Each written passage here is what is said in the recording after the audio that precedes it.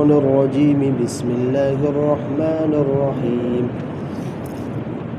ذلك بأنهم آمنوا ثم كفروا فطبع على قلوبهم فهم لا يفقهون وإذا رأيتهم تعجبك أجسامهم وإن يقولوا تسمع لقولهم كأنهم خشب مسندة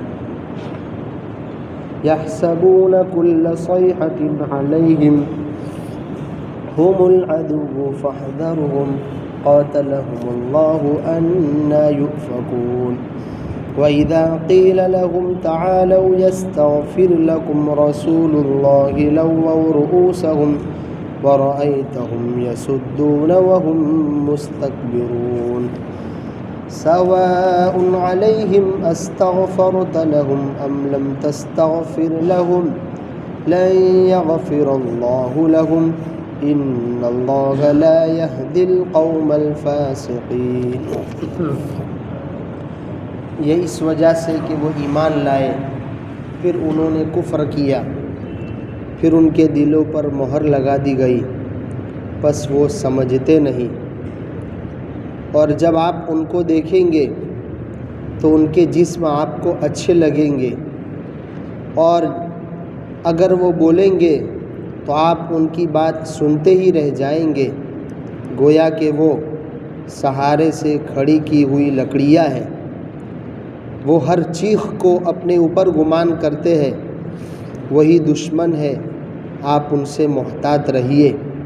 اللہ تعالیٰ ان کا ناش کرے کہاں بھٹکے جا رہے ہیں. اور جب ان سے کہا جاتا ہے آؤ اللہ کا رسول تمہارے لیے مغفرت طلب کر دے تو وہ اپنے سروں کو موڑتے ہیں اور آپ ان کو دیکھیں گے کہ وہ رکتے ہیں اور وہ تکبر کرتے ہیں. آپ ان کے لیے استغفار کریں یا نہ کریں ان کے لیے برابر ہے. اللہ تعالیٰ ان کو ہرگز معاف نہ کرے گا. بے شک اللہ تعالیٰ فاسق قوم کو ہدایت نہیں دیتا. ذالک بأنہم آمنوا، اوپر منافقین کے بارے میں کہا گیا کہ جھوٹی اللہ تبارک و تعالیٰ کی قسمیں کھاتے ہیں اور حضور کے سامنے حضور کی رسالت بھی صرف زبان سے بولتے ہیں دل سے اللہ کے رسول صلی اللہ علیہ وسلم کو رسول تسلیم نہیں کرتے. تو یہ ساری چیزیں اس بنیاد پر ہے کہ شروع میں ایمان قبول کیا پھر کفر کیا. اب جب ایمان لانے کے بعد کافر ہو گئے تو اللہ تعالیٰ نے بھی ان کے دلوں پر ٹھپا لگا دیا مہر لگا دیا ان کے دلوں کا ڈھکن بند کر دیا. جیسے کسی ڈیبیا کا ڈھکن بند ہو تو اندر کی چیز باہر نہیں آ سکتی اور باہر کی چیز اندر نہیں جا سکتی. اسی طرح اب اندر کفر کی غلاظت ہے نفاق کا کیچڑ ہے دل کے ڈھکن کے بند ہونے کی وجہ سے وہ باہر نہیں آ رہا ہے دل صاف نہیں ہو رہا ہے. اور بارہا حضور صلی اللہ علیہ وسلم کی صحبت میں رہنے کے باوجود قرآن بار بار سننے کے باوجود اس کا اثر دلوں میں نہیں ہو رہا ہے اس لیے کہ اللہ تعالیٰ نے ان کے دلوں پر ڈھکن لگا دیا ہے. دل بند ہو چکے ہیں اب خیر اندر اترنے والا نہیں ہے. فہم لا یفقہون، وہ کوئی بات حضور صلی اللہ علیہ وسلم کی اب سمجھ ہی نہیں سکتے. پھر ان کے کچھ احوال بیان کیے. پہلی حالت یہ ہے کہ جب آپ ان کے ظاہری جسموں کو دیکھیں گے تو ان کی باڈی ان کا بدن آپ کو بہت اچھا لگے گا. گویا 24 گھنٹے کی محنت ظاہری جسم کو سنوارنے میں گزرتی ہے. یہ منافقین کا کام ہے کہ آدمی ہر وقت اپنے ظاہر کو سنوارنے کی کوشش کرے. کیا کروں تو میرا چہرہ اچھا دکھے، کیا کروں تو میرا جسم تندرست رہے، کیا کروں تو میرا دل ڈول اچھا لگے. اندر کیا بھرا ہوا ہے؟ دل میں کفر کی غلاظت ہے، نفاق کا کیچڑ ہے، حضور صلی اللہ علیہ وسلم سے دشمنی ہے. ایسی بری بری عادتیں دل میں بھری ہوئی ہے، اس کی کوئی فکر نہیں، 24 گھنٹے کی فکر ظاہری جسم کو سنوارنے میں گزارنا، یہ ان منافقین کی حرکت ہے۔ وَإِذَا رَأَيْتَهُمْ تُعْجِبُكَ أَجْسَامُهُمْ، جب آپ ان کو دیکھیں گے تو ان کا ظاہری جسم آپ کو بہت اچھا لگے گا۔ وَإِن يَقُولُوا تَسْمَعْ لِقَوْلِهِمْ، اور جب بات کریں گے تو آپ ان کی بات سنتے ہی رہ جائیں گے، یعنی لچھے دار تقریر کرنے کے عادی ہے، اپنی زبان کو فصیح و بلیغ بناتے ہیں تاکہ کوئی زبان سے ان کا گرویدہ ہو جائے، لیکن یعنی صرف گفتار کے غازی ہے، کردار کے غازی نہیں ہے، صرف زبانی جمع خرچ ہے ان کی باتیں، زبان تک محدود ہے، ان باتوں پر اندر سے کوئی عمل نہیں ہے۔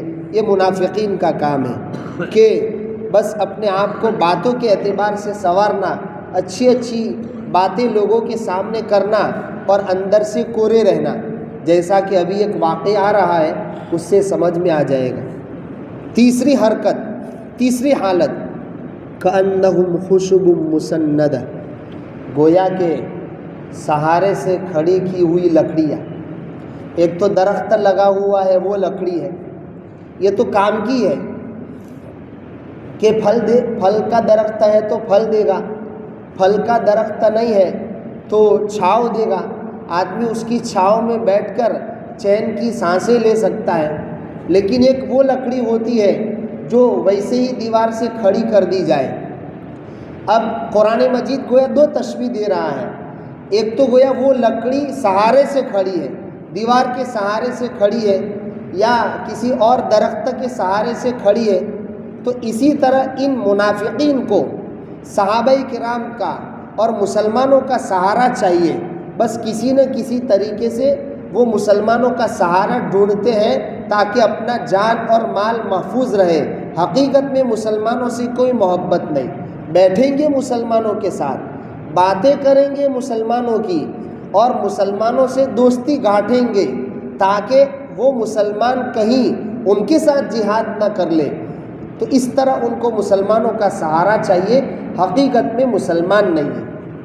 یا جو لکڑی کھڑی کی جاتی ہے کسی دوسری چیز کے سہارے، وہ بس ایک ہی کام میں آتی ہے، جلانے کے کام آتی ہے، تو یہ بھی قیامت کے دن جلانے کے کام آئیں گے، ایندھن جہنم کا بنیں گے، اس کے سوا ان کا کچھ کام نہیں ہے۔ اللہ تعالیٰ نے ان کو صرف جہنم کا ایندھن بنانے کے لیے بنایا ہے۔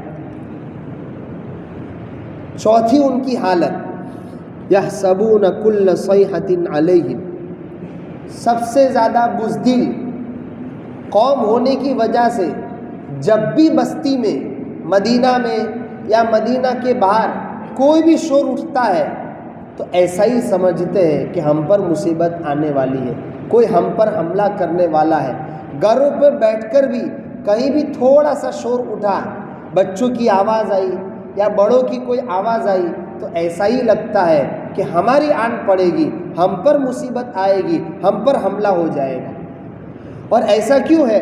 مفسرین نے یہ بھی لکھا ہے چونکہ اندر سے نفاق بھرا ہوا ہے، اندر کفر ہے، ظاہری طور پر کلمہ پڑھ رکھا ہے، اس لیے جب بھی کوئی شور اٹھتا ہے تو ان کو اسی بات کا ڈر ہوتا ہے کہ کہیں ہمارا پول تو نہیں کھل گیا، کہیں ہمارا نفاق تو باہر نہیں آ گیا کہ ہمارے اوپر حملہ ہونے والا ہو۔ یہ ہر وقت ان کو خطرہ رہتا ہے، اسی خطرے کے ساتھ، اسی بزدلی کے ساتھ وہ زندگی گزارتے ہیں، رات و دن کاٹتے ہیں۔ ہم العدو فاحذرہم، حقیقی دشمن یہی ہے، یہ مارے آستین ہے، اندر کا سانپ ہے۔ مدینہ میں رہ کر حضور اور مسلمانوں سے دوستی گانٹھ کے پھر انہی کو خنجر گھونپنے والے یہ ہے، مشرکین نہیں ہے، وہ تو دور ہے، باہر سے آ کر وہ تو حملہ کریں گے اور تم ان کو تو اپنا دشمن سمجھتے ہو کہ بھئی مشرک ہمارا دشمن ہے، یہود ہمارا دشمن ہے، لیکن یہ اندر کا دشمن ہے۔ تمہارے ساتھ بیٹھیں گے، تمہاری مسجد میں نماز پڑھنے آئیں گے، تمہاری باتیں خطبے کی شکل میں سنیں گے، لیکن اندر سے تم کو خنجر گھونپتے ہیں، یعنی اندر سے تمہارے خلاف پلان بناتے ہیں کہ کیا کریں کہ یہ نیست و نابود ہو جائے، تو یہ مارے آستین ہے، اندر کا دشمن ہے، ان سے محتاط رہنا اور زیادہ ضروری ہے۔ پھر اللہ تعالیٰ نے ان کو بددعا دی، قاتلہم اللہ، اللہ تعالیٰ ان کا ناش کرے، انا یؤفکون، کہاں بھٹکے جا رہے ہیں، جنت کا راستہ چھوڑ کر جہنم کا سودا کر رہے ہیں، یہ ان کو سمجھنا چاہیے۔